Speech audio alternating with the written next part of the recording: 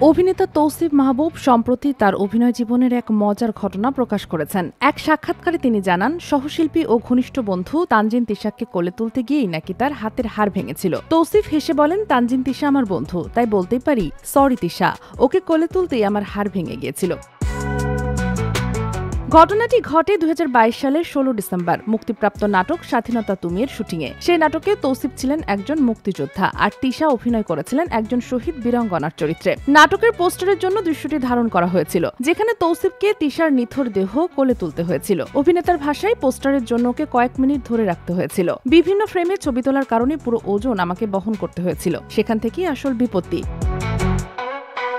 তিনি আরও যোগ করেন, তিশাকে কোলে 2 থেকে 4 মিনিট ধরে রাখতেই হাতের উপর চাপ পড়ে যায়। এরপর প্রায় 1 মাস আমার বাম হাতে কোনো ওজন নিতে পারিনি। রাতে ঘুমাতে গেলেও প্রচন্ড ব্যথা করত। তৌসিফ মজা করে বলেন, তিশা আমার খুব ক্লোজ ফ্রেন্ড, তবে স্বীকার করতেই হবে ওর কারণেই আমার হাতের হাড় ভেঙেছিল। তাই ওকে একসঙ্গে ঘৃণা করি, আবার ভালোবাসি। এই মজার স্বীকারোক্তি শোনার পর ভক্তরাও সোশ্যাল মিডিয়ায় নানা রকম মন্তব্য করেছেন। কেউ সহানুভূতি জানাচ্ছেন, আবার কেউ মজার ছলে লিখছেন, বন্ধুত্বের খেসারত হাতের হাড় ভাঙা। Sheikh Masuma, daily our, Bangladesh.